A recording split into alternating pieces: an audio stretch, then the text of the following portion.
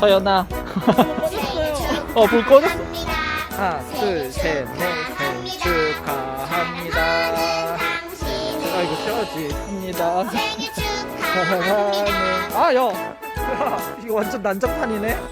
축하합니다. 소축도. 와, 되지, 왜. 안 되나? 그러면 이거 집에 가져가서 해, 서연아.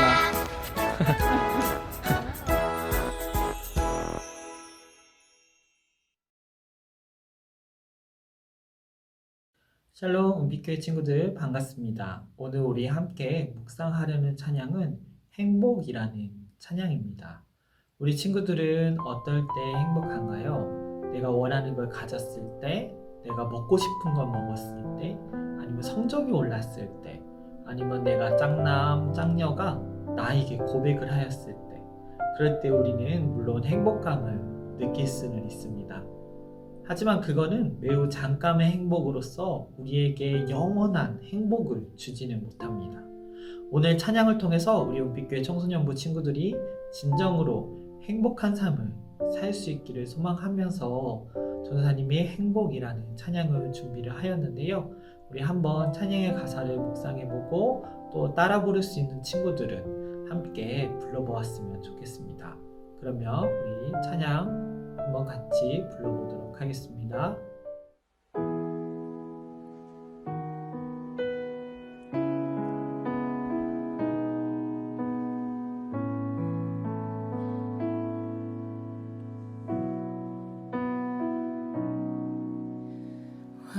화려하지 않아도 정결하게 사는 삶, 가진 것이 적어도 감사하며 사는 삶, 내게 주신 작은 힘 나눠주며 사는 삶, 이것이 나의 삶의 행복이라오.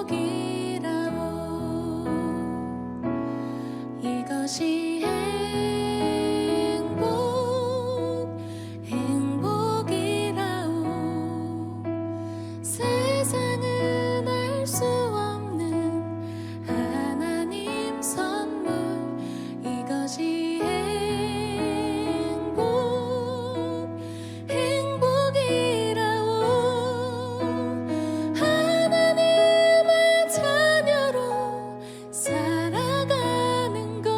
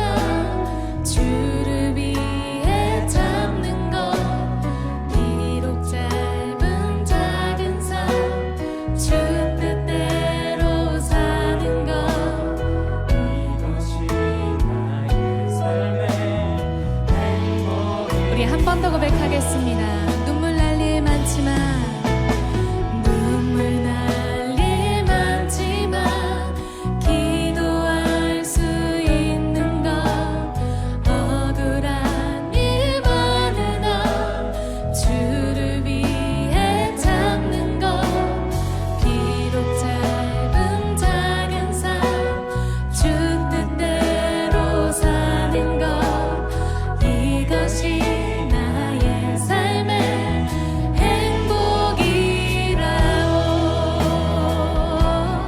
이것이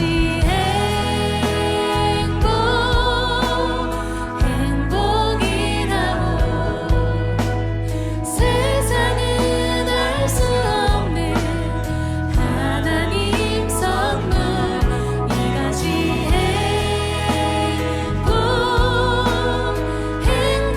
행복이라오. 하나님의 자녀로 살아가는 것 이것이 행복이라오. 이것이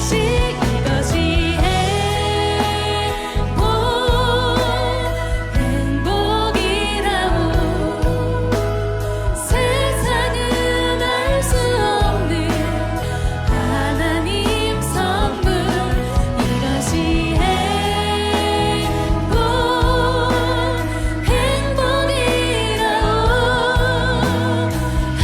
하나님의 자녀로 살아가는 것 이것이 행복이라오. 이것이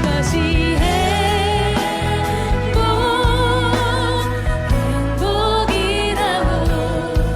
세상은 알 수 없는 하나님 선물 이것이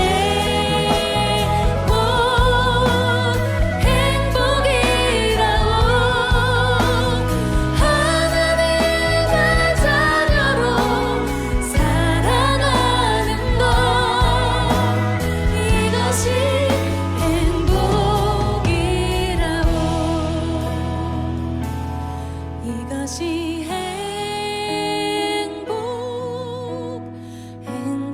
행복이라오. 세상은 알 수 없는 하나님 선물 이것이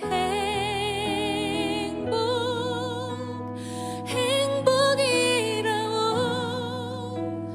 하나님의 자녀로 살아가는 것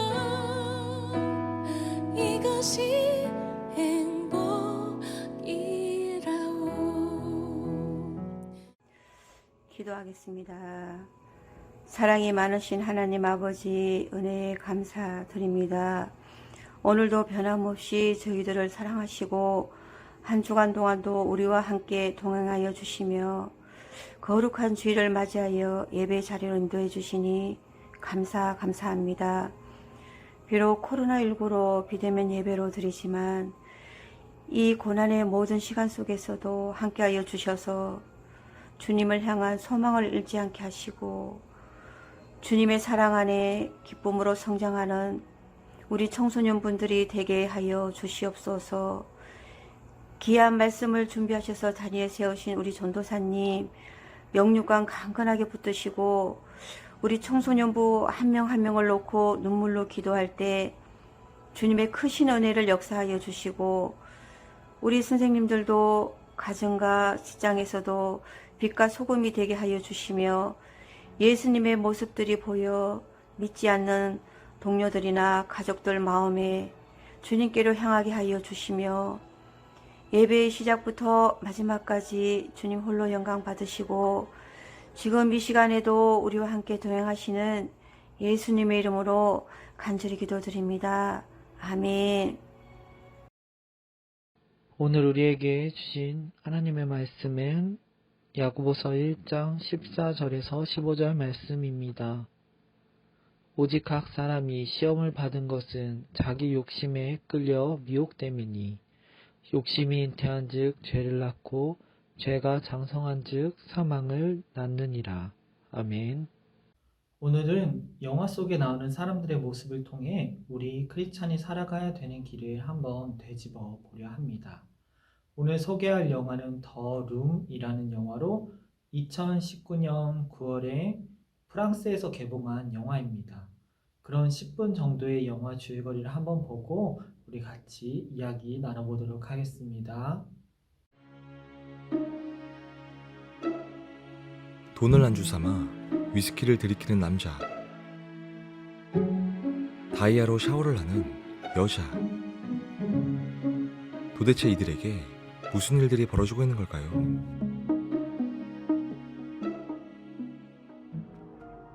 저렴한 집을 찾아 시골로 이사를 오게 된 맥과 케이트 부부. 집은 조금 낡았지만 드디어 자신들의 집을 소유하게 된 두 사람은 몹시 뿌듯해합니다.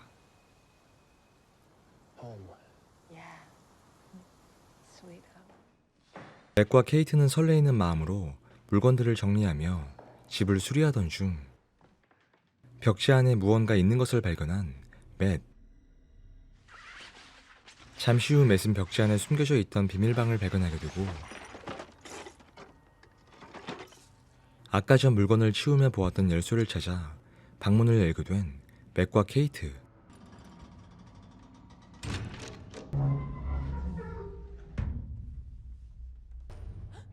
하지만 그 순간 전기에 이상이 생기게 되고 맷은 전기 회사에 연락을 취합니다. 잠시 후 전기 기술자가 도착하지만 생전 처음 보는 괴기한 전기 배선에 놀라움을 금치 못하는 기술자와 맷. 그리고 잠시 후 맷은 기술자로부터 오래전 이 집에서 일어난 흉흉한 소식을 듣게 되죠.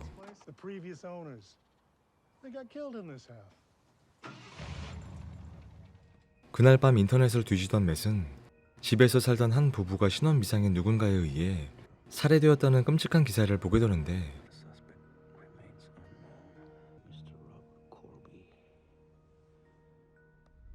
기분이 찝찝했던 맷은 그날 밤 비밀방 안에서 위스키를 들이키던 중 괴기한 경험을 하게 됩니다.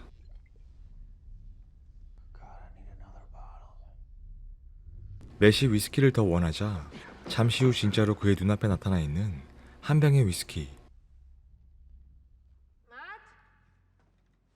다음날 아침 케이트는 남편 맷이 비밀방 안에서 수많은 고흐의 작품들과 함께 이성을 잃어버린 모습을 보게 되고 Real Van Gogh, 1889. Matt, are you high or something? What do you need most in the world? I want $1,000.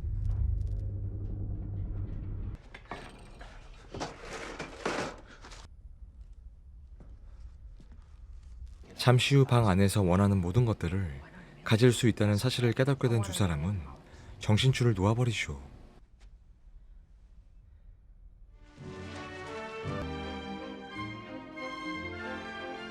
맷은 돈을 안주 삼아 위스키를 들이키고 케이트는 다이아몬드로 샤워를 하는 등 두 사람은 직장도 때려친 채 몇 날 며칠 동안 광란의 시간을 보내게 됩니다.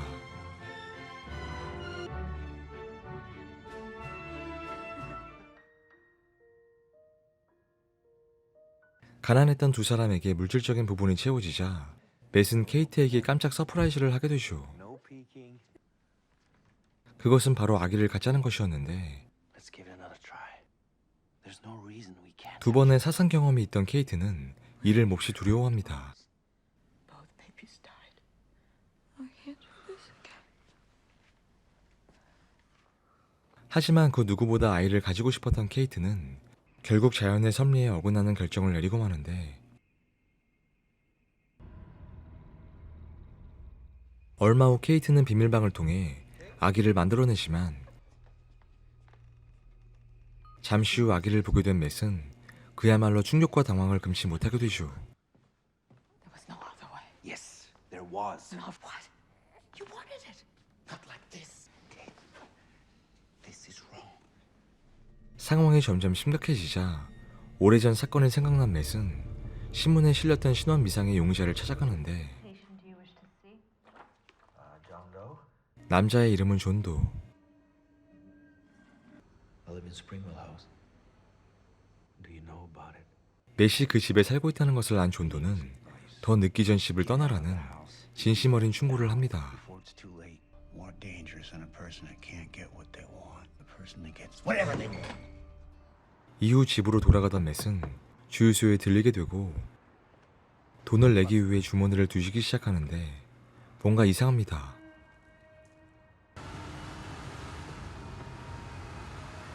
그렇습니다. 사실 방 안에서 만들어진 모든 물건들은 집 안에서만 소유가 가능했던 것이었죠. 방 안에서 만들어진 물건들이 집 밖을 나서는 순간 잿더미로 변해버린다는 사실을 알게 된 맷은 큰 충격에 휩싸입니다. 방의 정체에 대해 궁금증이 생긴 맷은 집 전체를 뒤지기 시작하죠.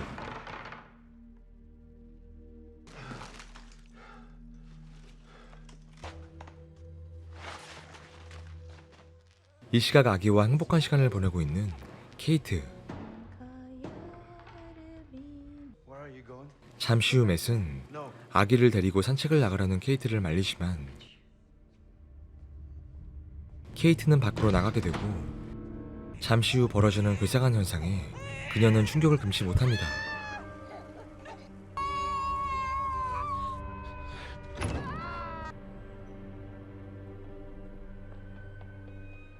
잠시 후 변해버린 아기의 충격적인 모습. 물건은 바로 사라지지만 사람은 급속도로 늙어 없어져 버리는 것이었죠. Stuff. And on one condition, that you never take that stuff outdoors. But it ages. 케이트 또한 이 사실을 알고 멘붕에 빠져버립니다. 아이는 허상이라며 큰 정을 주지 않는 맥과는 달리 케이트는 아이의 이름을 쉐인이라 짓고 온 정성을 다해 키우게 되죠. Eat. Come on.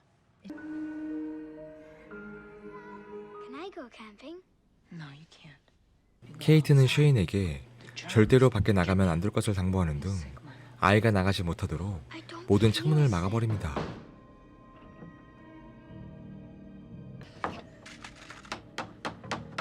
하지만 날이 갈수록 맷의 신경은 극도로 예민해져 가고 하루는 쉐인이 맷의 방에 들어왔다가 유리 사물체를 깨뜨리게 되는데 What are you doing in here? What happened? How long are you going to be doing this? Huh? 맷과 케이트의 말을 엿듣게 된 쉐인. 그날 밤 쉐인은 비밀방의 설계도를 보게 되고 방 안까지 들어가게 됩니다.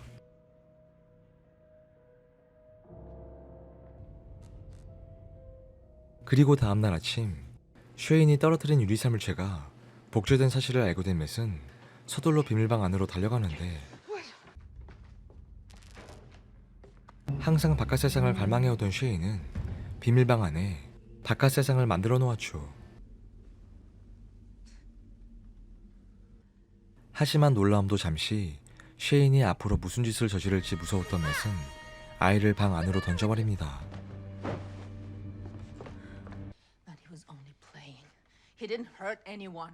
Smarter than we are? 그리고 잠시 후 존도에게서 걸려온 한 통의 전화. Or both of us? Oh boy. Who is this? You made a child, Matt. Nice boy. 맷은 그로부터 또 다른 충격적인 사실을 듣게 되는데 Is there a way to stop the aging process? Yeah, there's a way, Matt, but I don't think you want to know. I have to know. 그것은 바로 물건을 만든 조물주가 죽으면 물건이 바깥 세상에서도 유효하다는 I don't 사실. know, Matt, if your wife dies. 즉 아이를 원했던 사람은 케이트였으며 케이트가 죽으면 쉐인은 바깥 세상에서도 살 수 있다는 뜻이었죠. 여기서 더 놀라운 사실은 존도 또한 이 방에서 만들어진 인물이었으며 존도는 이 사실을 알고 그를 만든 부모를 살해한 것이었습니다. What are you gonna do? Kill the child to save your wife? 다음날 아침 현관문이 열려져 있는 것을 본 맥과 케이트 부부는 잠시 후 충격적인 쉐인의 모습을 마주하게 됩니다. 밖에 나가 갑자기 늙어버린 쉐인은 이미 청년의 모습을 하고 있었으며 늘 맷을 증오해오던 쉐인은 맥과 몸싸움을 벌이게 되는데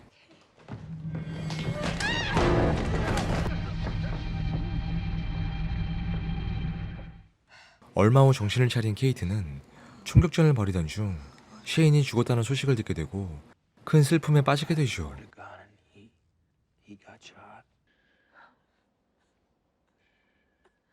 하지만 잠시 후 쉐인이 늘 얼음을 씹어먹었던 것처럼 얼음을 씹어먹는 맷의 모습에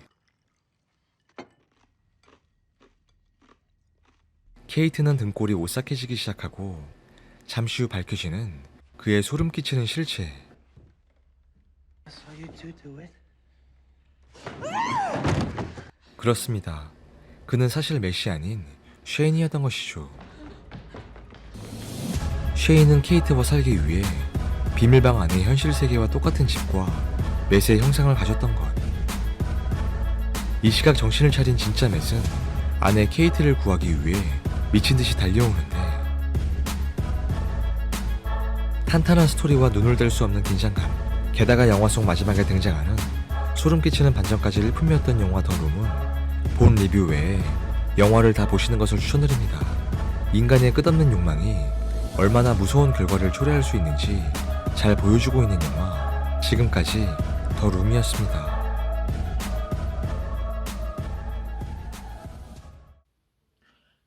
참 흥미로운 영화이지요. 집을 샀는데 그 집 방에서 모든 말하면 이루어집니다. 돈도 먹을 것도 정말 원하는 모든 것을 이루어주는 생각만 해도 설레이는 그런 스토리입니다. 그런데 영화는 그런 설레이는 스토리와는 다르게 약간 음침하고 어두운 분위기입니다. 왜 그럴까요? 원하는 소원을 다 이루었는데도 왜 그들은 비극으로 치닫게 될까요? 거기에는 세 가지 의미 있는 세상과 하나님의 법칙이 있기 때문입니다. 오늘은 사람의 소원과 또 하나님의 세 가지 법칙에 대한 우리 이야기를 같이 한번 나눠보려고 합니다. 첫 번째로는 법칙은 바로 사람의 욕심은 끝이 없다 입니다. 영화에서도 보면 처음엔 그냥 와인병 한 잔에서 시작을 했고 자신이 원하는 그림을 수집하는 걸로 확장되었습니다. 하지만 여자 주인공의 등장은 곧 돈과 다이아몬드와 같은 걸로 커지고 마침내 악이라는 한 생명을 원하는 것까지 확장되었습니다. 여기서 아기를 만들어낸다는 건 매우 중요한 의미를 지닙니다. 그 이유는 사람을 만드는 건 하나님, 곧 창조주의 특권이기 때문입니다. 다시 말해 결국 그들은 하나님이 되려 하는 것과 같습니다. 세상이 창조되어 첫 번째 사람이었던 아담도 결국 세상의 모든 열매를 먹게 해주었지만 그 욕심이 커져서 결국 하나님이 먹지 말라는 선악과를 먹게 됩니다. 그들이 하나님이 먹지 말라는 선악과를 먹게 된 결정적인 이유가 하와를 유혹하는 뱀의 말에서 나오는데요. 창세기 3장 5절 말씀을 보면 이렇게 나오고 있습니다. 너희가 그것을 먹는 날에는 너희 눈이 밝아져 하나님과 같이 되어 선악을 알 줄 하나님이 아심이니라. 하나님과 같이 되어, 다시 말해 하나님이 된다는 것입니다. 우리 크리스찬은 늘 기억해야 할 것입니다. 우리는 세상의 주인도 아니고 내 몸의 주인조차 아닙니다. 내 몸의 주인이라면 어찌 내가 심장을 멈추게 할 수 있고 다시 뛰게 할 수 있습니까? 내 마음의 주인이라면 어찌 내 마음 먹은 대로 되는 게 하나도 없습니까? 오직 우리 몸과 마음의 주인도 이 세상의 주인도 오직 하나님 한 분밖에 없음을 우리는 꼭 기억해야 할 것입니다. 두 번째로 영화에서 나타나는 세상과 하나님의 법칙은 바로 우리는 제한된 자유를 누리며 살아간다는 것입니다. 그들은 처음 방을 발견하여 원하는 것을 손에 넣었을 때 세상을 다 얻은 것 마냥 행복해 하였습니다. 하지만 거기에는 제한이 있었습니다. 바로 집 밖을 가져가면 모든 게 빠르게 부패하여 결국 사라진다는 것이었습니다. 그런데 사실 우리의 세상도 동일한 구조로 되어 있습니다. 누가복음 12장 16절 말씀을 보면 그 내용에 예수님이 우리에게 한 가지 재밌는 이야기를 하고 계시는데요. 어느 마을에 한 부자 농부가 살았습니다. 그는 한 해 많은 곡식을 수확하게 되자 그 곡식을 쌓아둘 곡간이 모자라 고민을 하게 됩니다. 내가 곡식을 쌓아둘 곳이 없으니 어떻게 할까? 그렇게 고민을 하던 그는 옳지, 이렇게 하면 되겠구나. 내 곡간을 헐고 더 크게 지어서 거기에 내 모든 곡식과 물건을 쌓아두면 되겠다라고 생각을 하게 됩니다. 그러고서 또 이렇게 생각을 하는데요. 내가 여러 해 쓸 물건이 많이 쌓여 있으니 이제 편히 쉬면서 먹고 마시고 즐겨 살 수 있겠구나 라며 행복한 생각에 빠져듭니다. 하지만 그의 행동에 하나님은 어리석은 사람아 라고 말씀하십니다. 누가복음 12장 16절 말씀을 보면 어리석은 사람아 오늘 밤에 내 영혼을 도로 찾아가면 내가 지금까지 쌓아둔 것이 네 것이 되겠느냐. 아멘. 다시 말하면 우리가 이 세상에서 아무리 원하는 모든 것을 얻을지라도 결국 우리는 100년 안에 거의 다 죽게 되고 우리가 가진 모든 것은 아무 의미 없는 것이 되어버리는 것입니다. 그렇기에 우리가 세상의 재물과 욕심으로 인해 아둥바둥 살지 말라고 예수님은 말씀하십니다. 그럼 우리는 어떻게 살아야 할까요? 그 밑에 말씀을 보면 이렇게 나와 있습니다. 너희 소유를 팔아 구제하여 낡아지지 아니하는 배낭을 만들라. 곧 하늘에 둔 바 다함이 없는 보물이니 거기는 도둑도 가까이 하는 일이 없고 좀도 먹는 일이 없느니라. 너희 보물 있는 곳에는 내 마음도 있느니라. 아멘. 우리가 가진 것을 자신을 위해서만 사용하는 것이 아닌 먹을 것도 없고 입을 것도 없는 어려운 사람에게 사용하라는 것입니다. 그렇게 사용하는 것이 바로 우리가 죽은 후 가는 하늘나라의 곡간을 만들어 쌓아두는 것과 같다고 예수님께서는 말씀하고 계십니다. 영화에서 남녀 주인공이 아무리 좋은 것을 소유하더라도 집 밖에 나가면 먼지가 되어 날아가듯이 우리가 가진 모든 것도 결국엔 먼지가 되어 사라질 것들 뿐임을 우리는 기억하여야 할 것입니다. 어리석은 부자와 같이 자신만을 위해 곡식을 쌓아두는 사람이 아니라 많은 주변 사랑하는 사람과 또 어려운 사람들을 위해 나의 곡식을 나눠줄 수 있는 우리 청소년부 친구들이 다 되기를 소망합니다. 마지막으로 영화에서 나타나는 세상과 하나님의 법칙은 바로 제한된 자유를 위해선 창조주가 죽어야 한다는 법칙입니다. 영화에서 나타나는 인물 중 존도라는 사람이 나오는데요. 그는 남녀 주인공이 살기 전 그 집에서 부모님과 살았던 인물입니다. 하지만 그의 부모님은 살해당하고 그 살해 혐의로 존도라는 인물은 감옥에 들어가게 됩니다. 그거 과연 부모님을 살해한 것일까요? 사실 영화 속의 영상을 본 친구들은 알듯이 그도 역시 부모님의 바램으로 그 방에서 만들어진 사람이었습니다. 그런데 그 방에서 만들어진 모든 것은 그 방에서 그 집에서 나갈 수 없었을 텐데 어떻게 존도는 나갈 수 있게 되었을까요? 그것은 바로 부모의 희생으로 나갈 수 있었던 것입니다. 그를 만든 자가 곧 창조자가 죽으면 그는 밖으로 나갈 수 있다. 이것이 그 영화에서 나타나는 법칙이었습니다. 그를 만든 자가 곧 창조자가 죽으면 그는 밖으로 나갈 수 있다. 그런데 놀랍게도 저 법칙은 우리가 죄에서 구원된 예수님의 십자가 사건과 매우 유사합니다. 그 방에서 만들어진 존도가 집 밖엔 한 발자국도 나갈 수 없는 몸이었듯이 우리 또한 죄로 인해 더 이상 자유를 누릴 수 없고 우리의 영은 죽을 수밖에 없는 상황으로 존도보다도 훨씬 더 자유롭지 못한 몸이 있었습니다.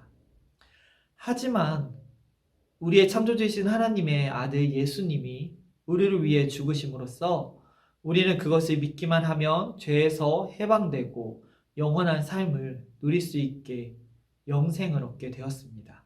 그것은 곧 존도가 집 밖을 나가서 살 수 있게 된 것과 같습니다. 존도의 부모가 그 법칙을 알았을 때 부모는 그들의 아들인 존도를 너무 사랑해서 서로를 죽이고 존도에게 자유를 주기로 작정합니다. 그리고 존도에게 이렇게 이야기를 했을 것입니다. 우리가 죽으면 너는 이제 이 집 밖을 나가서 자유롭게 다니며 살 수 있게 될 거야. 그러니까 그것을 믿고 우리가 죽으면 꼭 이 집을 떠나서 행복하게 살렴. 그러고 부모가 서로 총을 겨누고 방아쇠를 당깁니다. 둘이 결국은 죽게 되었는데요. 그랬을 때 존도는 큰 결단이 필요할 것입니다. 만약 부모가 말한 말이 맞다면 집 밖에 나갔을 때 아무 변화가 없을 것이고 틀렸다면 자신의 몸이 타는 듯한 고통 속에 늙게 되기 때문입니다. 다시 말해 그에게도 부모의 말에 대한 믿음이 필요했을 것입니다. 그러나 그는 부모님의 희생과 사랑을 알기 때문에 전혀 흔들리지 않고 자신 있게 문을 열고 집 밖으로 나갑니다. 우리 친구들도 하나님에 대한 그런 믿음이 있었으면 좋겠습니다. 우리는 더 이상 세상의 노예도 종의 노예도 아닌 하나님의 자녀입니다. 그렇게 더 이상 그저 세상의 사람들처럼 무엇을 입을까, 무엇을 먹을까 걱정하며 세상만을 바라보며 살 필요가 없습니다. 우리는 그저 세상을 사랑한 하나님의 사랑을 이웃에게 전하며 어려운 사람들을 돕고 또 하나님을 사랑하며 마음을 다해 예배드리며 하나님의 나라와 의를 구하며 살 때 그것이 진정한 크리스찬으로서 자유한 삶을 살게 될 것입니다. 우리 청소년부 친구들 모두 그런 삶을 소망하고 기대하며 살아가는 우리 멋진 친구들 다 되시기를 소망합니다.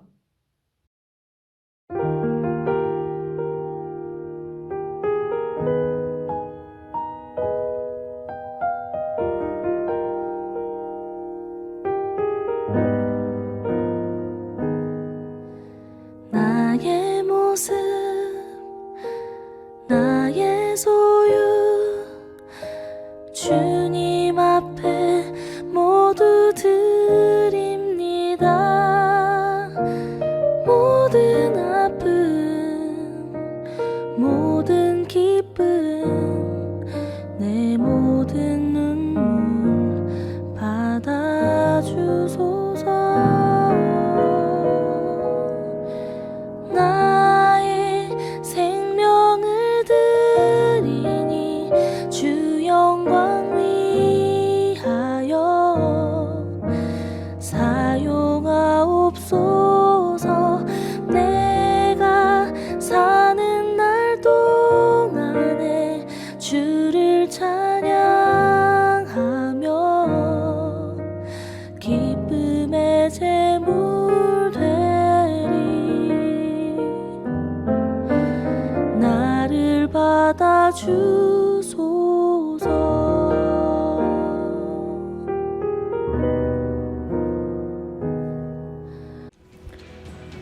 광고입니다.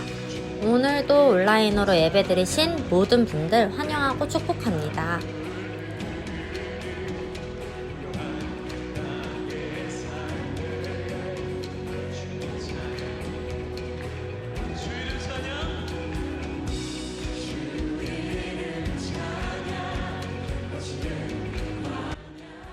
하늘에 계신 우리 아버지, 아버지의 이름을 거룩하게 하시며 아버지의 나라가 오게 하시며 아버지의 뜻이 하늘에서와 같이 땅에서도 이루어지게 하소서. 오늘 우리에게 일용할 양식을 주시고 우리가 우리에게 잘못한 사람을 용서하여 준 것 같이 우리 죄를 용서하여 주시고 우리를 시험에 빠지지 않게 하시고 악에서 구하소서. 나라와 권능과 영광이 영원히 아버지의 것입니다. 아멘.